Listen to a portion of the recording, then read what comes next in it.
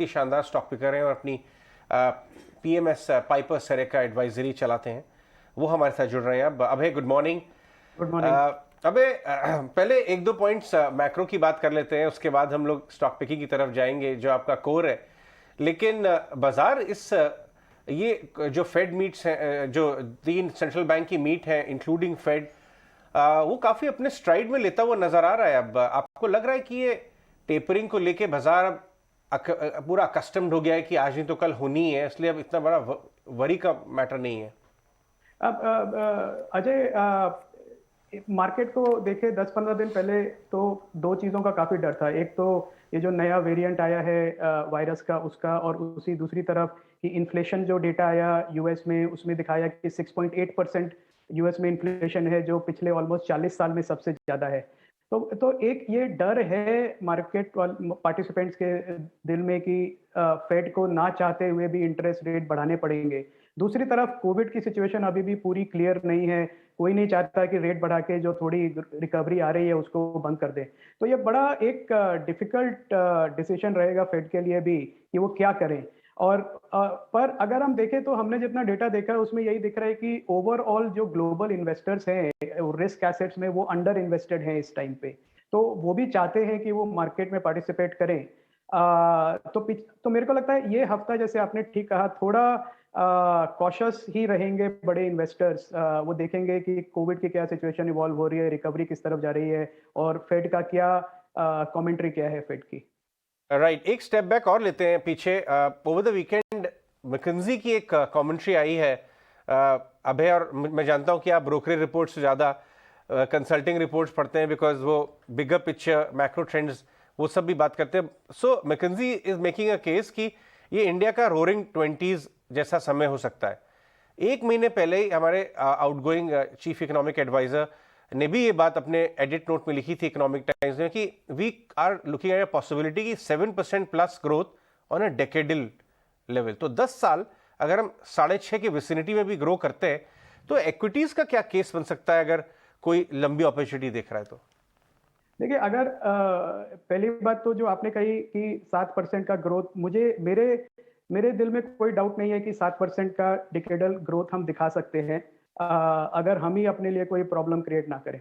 तो 7% का decadal growth अगर हम दिखाएंगे तो हम इजीली एज्यूम कर सकते हैं कि जो इक्विटी से सिर्फ इंडेक्स जो है वो आपको उससे डबल रिटर्न देगा। तो अगर 7% जीडीपी ग्रोथ करेगा तो 14% तक आपका 12 से 14% तक आपका सिर्फ इंडेक्स का रिटर्न आ सकता है, और उसके ऊपर स्टॉक पिकिंग का अल्फा क्रिएट करने वालों को और रिटर्न मिलेगी। और जो रोरिंग 20s की आप बात कर रहे हैं, रोरिंग 20s के अलावा आप देखें, मैं जब हांगकांग में रहता था 2002 में, मैं चाइना जाता था और चाइना में इन्वेस्ट करते थे, तब जो माहौल था वहाँ पे इंडस्ट्री का, इकोनॉमी का, डेमोग्राफिक्स का, young population willing to let go, startup ecosystem, lot of value getting created, वो जो माहौल है इस समय इंडिया में बिल्कुल वैसा ही माहौल है। तो अगर हम अपने इसी रास्ते पे ठीक से चलते रहे और अपने एंटरप्रेन्योर्स को सपोर्ट करते रहे, नई टेक्नोलॉजी का यूज करते रहे, cost of capital, cost of production कम करते रहे, तो 7% भी हो सकता है कम लगे 10 साल में। Right, morning Abhay, pleasure to have you on the show. Priyanka here. जैसे अब हम देख रहे थे कि पीछे एक मीनिंगफुल करेक्शन देखी और उसके बाद बाजार ने राउंड अबाउट 1000 पॉइंट्स नीचे की तरफ विजिट किए। आपको क्या लगता है कि अब जितने भी फियर्स थे, जो हेडविंड्स थे for a very short time, I am asking, वो अब काफ़ी हद तक सॉर्ट हो गए हैं और शायद हमें नीचे की तरफ रिविजिट करने की एक पॉसिबिलिटी नहीं दिखती बाजार को? अब यहाँ से ऊपर के लेवल्स आप देखते हैं तो कितने देखते हैं for a very short term? क्योंकि एक हिस्टोरिकली ट्रेंड रहा है कि दिसंबर में थोड़े से इन्फ्लोस क्योंकि कम होता है फाइज के, तो एक्शन कम देखने को मिलता है। आप कैसे देख रहे हैं इस पूरे महीने को? आपकी बात एकदम ठीक है। दिसंबर में हिस्टोरिकली भी देखें तो क्या होता है, जिस जिस साल में रिटर्न्स अच्छी बनती हैं, एफपीआईज अपना बोनस, अपना कैरी प्रोटेक्ट करने के लिए वो दिसंबर तक थोड़ा सेल करके और अपना कैश में चले जाते हैं, प्रॉफिट बुक कर लेते हैं। इस बार वो थोड़ा जल्दी हो गया, वो नवंबर में हो गया, जो एक्टिविटी नॉर्मली दिसंबर के पहले 2 हफ्तों में होती है। और दिसंबर के जो बाकी के 2 हफ्ते होते हैं, 15 तारीख 16 तारीख के बाद से, उस टाइम पे फिर ग्लोबल मार्केट शट डाउन होने लगते हैं, सब छुट्टी पे चले जाते हैं। तो इस टाइम थोड़ा ये जो सेलिंग है ये जल्दी आई है, क्योंकि लोग अपना प्रॉफिट लॉक इन करना चाहते थे। पर आप देखेंगे कैश मार्केट में सेलिंग है, पर आईपीओ में अच्छा फ्लो आया है, $5 बिलियन ऑलमोस्ट आया है एफपीआईज का। फिर उसके अलावा इंडेक्स ऑप्शंस और इंडेक्स फ्यूचर्स में भी ज़्यादातर लॉन्ग ही है पोजीशन। तो एफपीआईज अपना लंबे समय तक पोजीशन कम नहीं करना चाहते हैं।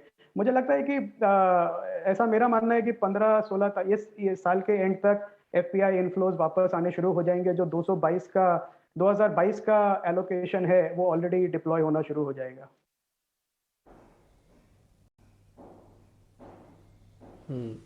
अभय, गुड मॉर्निंग। अजय और प्रियंका ने आपसे जो मैक्रो वाले क्वेश्चंस पूछे उसका आपने बखूबी जवाब दिया, लेकिन मैं सीधा सीधा स्टॉक्स पे आता हूँ।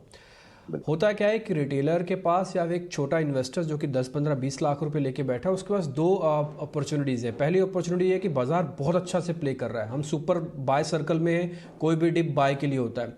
लेकिन कई बार ना मन में ये शंका भी आती है कि वैल्यूएशन तो महंगी नहीं है मार्केट की, कहीं मैं ऊपर में आके खरीद के फंस तो नहीं रहा हूँ। तो मेरी इस शंका को जरा दूर कीजिएगा जो मेरे बार बार मेरे माइंड में आती है, वैल्यूएशन महंगा तो नहीं है। दूसरा, अगर मेरे को खरीदना है फिर बुलिश एरिया कौन से हैं, कहाँ पे जाऊं, स्टॉक स्पेसिफिक बताएंगे तो और अच्छा हो जाएगा। बिल्कुल, जो आपने सवाल पूछा ये हमसे रोज ही हमारे इन्वेस्टर पूछते हैं, क्योंकि क्या होता है सब चाहते हैं कि हम लंबे समय तक इन्वेस्ट करें और लंबे समय में रिटर्न बनाए, 5 साल 10 साल का व्यू लें। पर जो शॉर्ट टर्म में वॉलेटिलिटी होती है मार्केट, उसको देख के सबको घबराहट होती है, डर लगता है।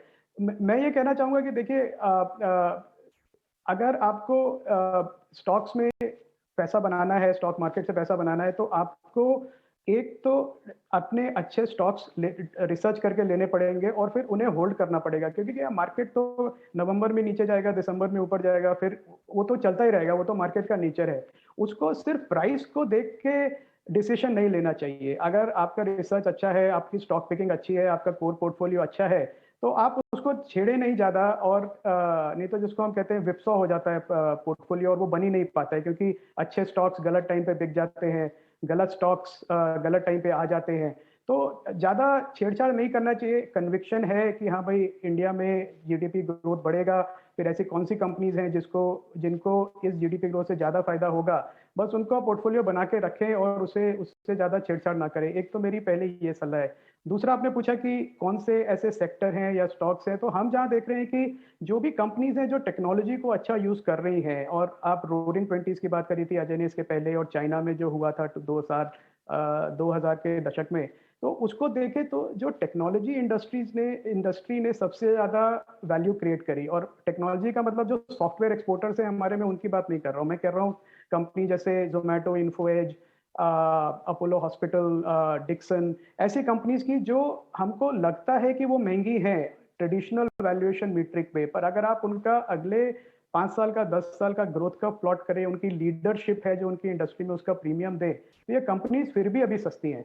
तो मैं ये कहूंगा कि वैल्यूएशन पे ज्यादा ना जाएं, क्योंकि अगर आपको ग्रोथ पे बेट करना है तो आप ग्रोथ पे बेट करें, फिर आप वैल्यूएशन पे ना जाए, अच्छी कंपनीज में इन्वेस्ट करें और लंबे समय तक इन्वेस्टेड रहें।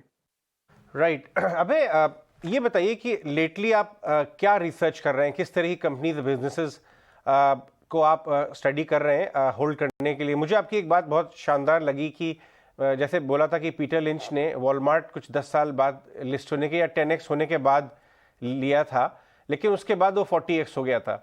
सो it is not that you have to jump into a situation half study करके। तो आप स्टडी क्या कर रहे हैं आजकल?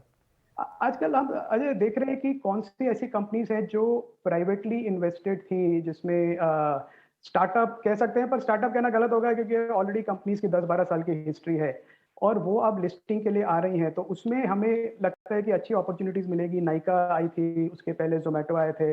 सबको नहीं मिलेगा ऐसा फायदा, क्योंकि हर एक की लीडरशिप नहीं है।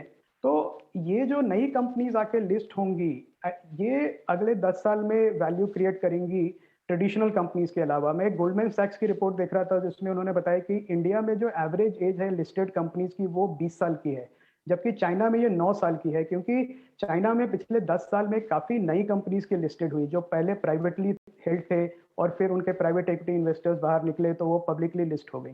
तो आई थिंक ये जो स्पेस है, इसमें काफी अपॉर्चुनिटीज मिलेंगी। अभी भी अच्छे आईपीओज आ रहे हैं, कुछ महंगे हैं, कुछ सस्ते हैं, कुछ ठीक है। मैं उनके बारे में ज्यादा अभी नहीं बात करना चाहता, पर इन आईपीओज में जो नई कंपनीज लिस्ट हो रही हैं इसमें काफी वैल्यू क्रिएशन होगी अगले 4-5 साल में। तो आई थिंक हम भी वहां पे देख रहे हैं। फिर हम ऐसी कंपनीज देख रहे हैं जो कि टेक्नोलॉजी को यूज कर रहे हैं अपना cost of doing business reduce करने के लिए, लीडरशिप बनाने के लिए। फूड एक ऐसी जगह है, out of home food consumption ये एक बहुत बड़ा मार्केट बनेगा, क्योंकि इंडिया में अभी भी 90% लोग जो हैं वो घर में खाना खाते हैं, जबकि ग्लोबली ये स्टैटिस्टिक 50% का है।